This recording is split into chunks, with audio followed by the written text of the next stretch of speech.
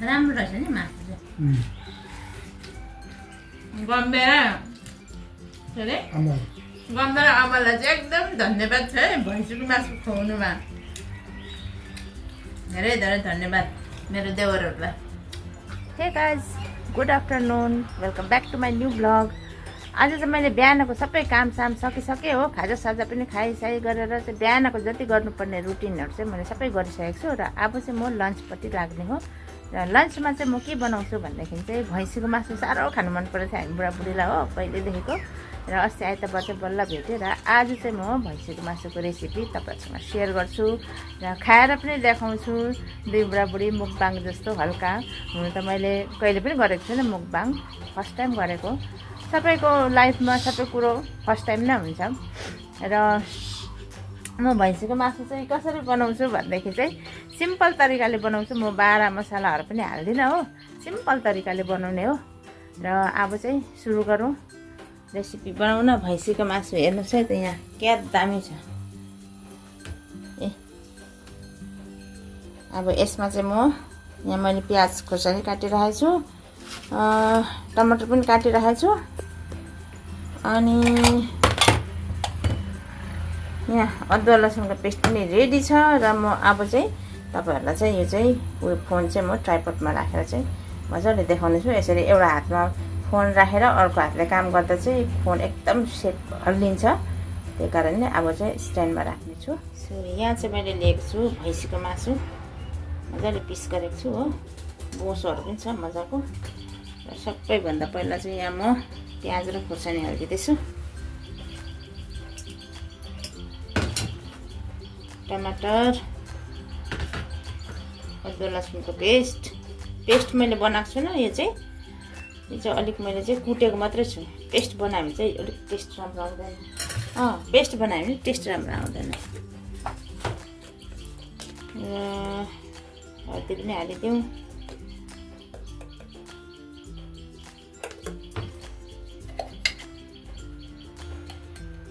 रङ खोर्सानी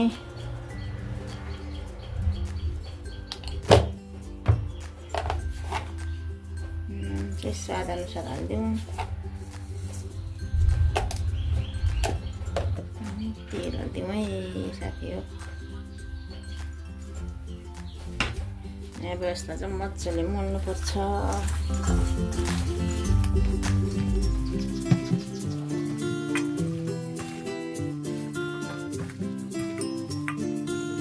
अब यसलाई चाहिँ मजाले छोपेर चाहिँ 30 मिनटको लागि मेरिनेसनको लागि राखिदिनुपर्छ यो मासु चाहिँ आधा घन्टादेखिको मेरिनेट भइरहेको छ हो आधा घन्टा चाहिँ मेरिनेट यसरी गर्नुपर्छ र त्यतिन्जेल चाहिँ मैले के गरेँ भन्दा यहाँनिर चुच्चे कराला भुटेँ र यहाँ चाहिँ इस्कुस र आलु इस्कुसको जरा र आलु बनाएँ अब चाहिँ यसलाई चाहिँ म यो कुकरमा हालेर चाहिँ सोही सिटी लगाउने छु 6-7 सिटी चाहिँ लाउनै पर्छ होला हेरौँ अब कति सिटी लाग्छ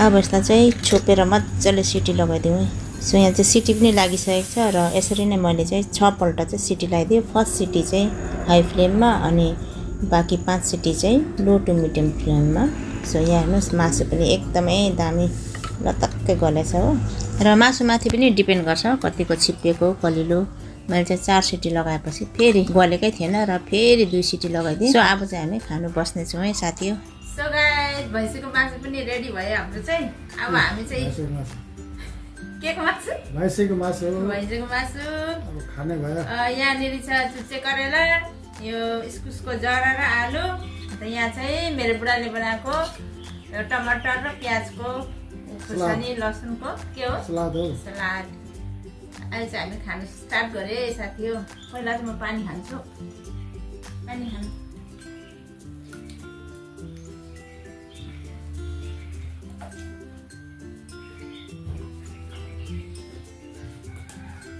पहिला चाहिँ म चुच्चे करेला खाने हो कस्तो भयो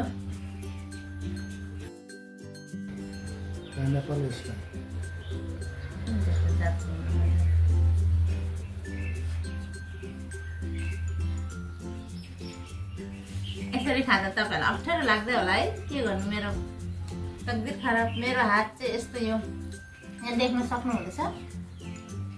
मेरो हात चाहिँ फ्र्याक्चर भएर चाहिँ अपरेसन गरेर पनि यो चाहिँ ब्यान्ड हुँदैन र मलाई चाहिँ खानु चाहिँ एकदमै अप्ठ्यारो हुन्छ। सो इग्नोर गर्नुहोस्, म खाना इन्जोय गर्दैछु। म चाहिँ दामी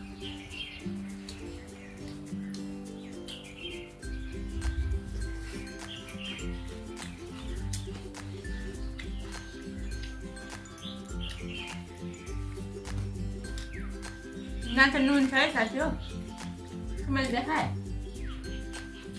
अब चाहिँ भैँसीको मासुसँग खाने हो। वाले छ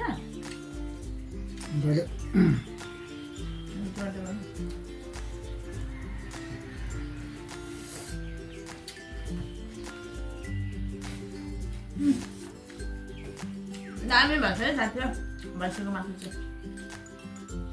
तपाईँहरू पनि यही स्टाइलले पकाउनुहोस्। ठिकठाक गलेको पनि छ।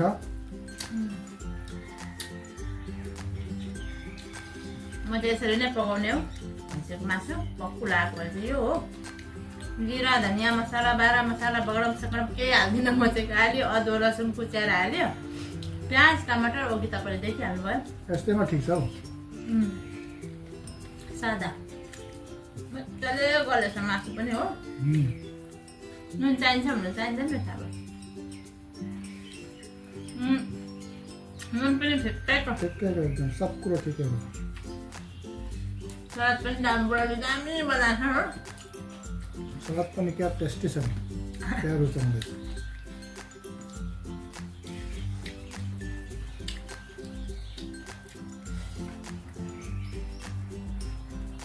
अस्ति मान्छे आउँदाखेरि भन्छु मासु भेट्यो भने कति राम्रो हुन्थ्यो होइन। बिचरा मान्छे गइहाल्यो, अब केही छैन। आएपछि फेरि खुवाउनु पर्छ होला। भैँसीको मासु नभेटेको भाग्यमा नभएको।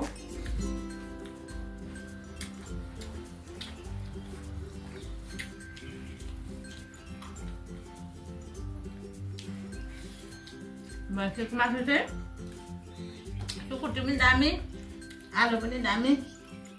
पकाउनु चाहिँ तरिका हुनुपर्छ। भक्कु मसला चाहिँ हाल्नु हुँदैन। यहाँ दिन अरू कतिको छ यो टेस्टी एकदम। क्या त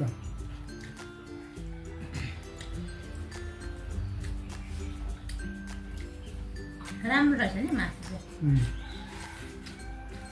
गम्बेर के अरे गम्बेर आमालाई चाहिँ एकदम धन्यवाद छ है भैँसीको मासु खुवाउनुमा। धेरै धेरै धन्यवाद मेरो देवरहरूलाई। कस्तो दामी गलेछ है।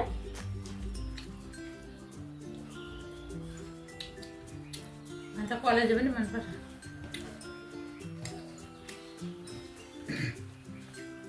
बेसी के हो मैले चुच्चेको पनि मिठो है। मासुको छेउमा बिर्स्यो क्या सब्जीको तारिफ गर्नु। इस्कुसको जरा पनि मिठो। तपाईँहरूलाई अप्ठ्यारो लागिरहेको होला मैले खाएको त्यतिखेर। म त के गर्नु बानी भइसक्यो। यस्तै हो अब हात निद्रेकै हो। दाहिने हातै भयो त्यो मात्रै। बेडबाट लडेर भएको अहिले 20 वर्ष भयो नि।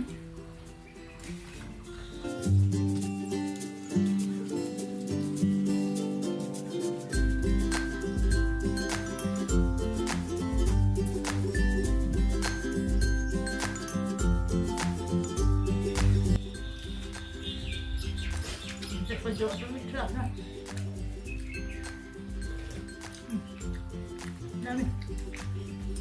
यो चाहिँ लोकल टमाटर पकाउनुपर्छ अन्त मात्रै मिठो हुन्छ।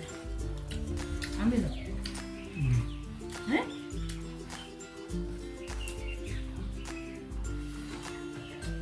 आफूलाई अमिलो पनि राम्रो लाग्दैन। यो चाहिँ ठिकैको छ। कति खानु खसी, कति खानु कुखुरा लोकल, कति खानु पोल्ट्री, कति माछा खानु। भैँसीको मासु चाहिँ कहिले खाएँ र खाउँ लाग्छ कहिले काहीँ चाहिँ मेहरबानी भयो कपडा भाइलाई चाहिँ।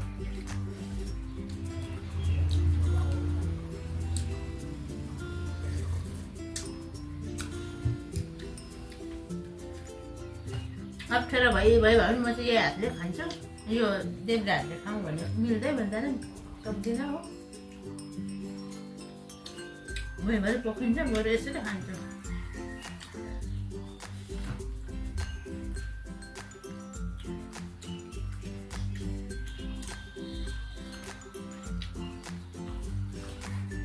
अरूहरूले कति मजाले देब्रे हातले खान्छ नि, खाउँ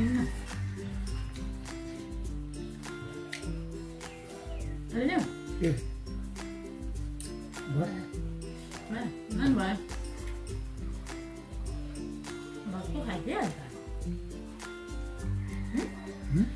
भक्कु खाइदियो। जस्ट मजा भैँसीको मासुसित खानु कति दिनमा त नि, कति दिनमा।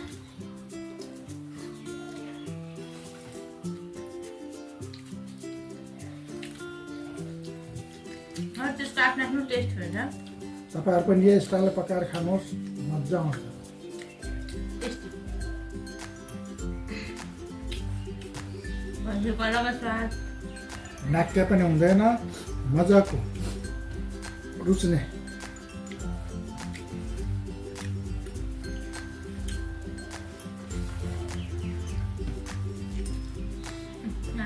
बोसो बोसो मेरो फेभरेट।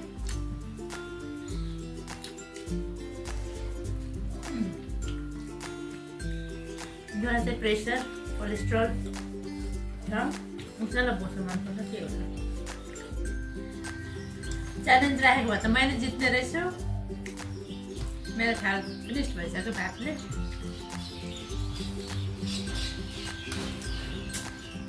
मेरो भात सके, मेरो बुढाको सकेको छैन, मैले जित्ने रहेछु नि च्यालेन्ज गरेको भए। मजाले सोलो नै खाने लाग्छ।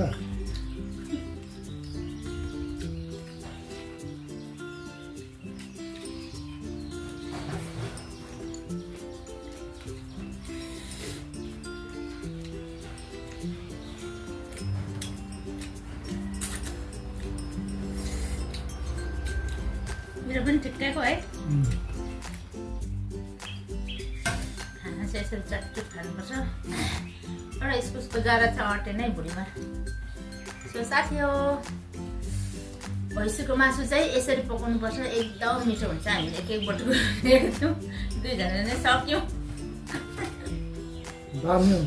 दामी। सो गाइस, तपाईँहरूलाई आजको भिडियो कस्तो लाग्यो कमेन्ट गर्नुहोस् र मन परेमा भिडियोलाई लाइक सेयर अनि सब्सक्राइब पनि गरिदिनुहोस्। हस् त, फेरि भेटौँला एउटा नयाँ भिडियोमा। त्यतिन्जेल टाटा।